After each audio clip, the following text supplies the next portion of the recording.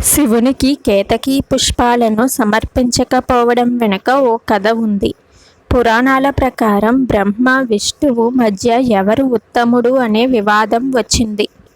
వివాదం బాగా పెరిగి శివుడిని పిలిచి నిర్ణయం తీసుకోవలసి వచ్చింది.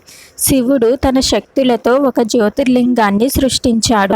జ్యోతిర్లింగం యొక్క ప్రారంభం మరియు ముగింపును ఎవరు ముందుగా గుర్తిస్తే వారు ఉత్తమంగా పరిగణించబడతారని వారిద్దరికీ చెప్పాడు.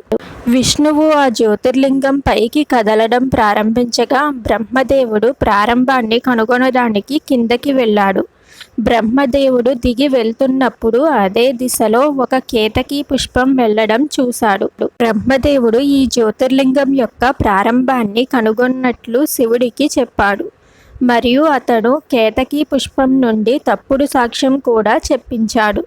మరోవైపు విష్ణువు తన ప్రయత్నాల తర్వాత కూడా జ్యోతిర్లింగం ముగింపును కనుగొనలేకపోయాడని చెప్పాడు. బ్రహ్మదేవుడు అబద్ధం చెబుతున్నాడని శివుడికి తెలుసు.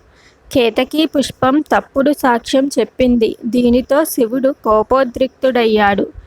కేతకీ పుష్పం శివుని పూజ నుండి శాశ్వతంగా నిరోధించబడుతుందని శపించాడు. ఆ రోజు నుండి శివునికి కేతకీ పుష్పాలను సమర్పించడం పాపంగా భావిస్తారు. కేతకీ జాతికి చెందిన కొన్ని పుష్పాలు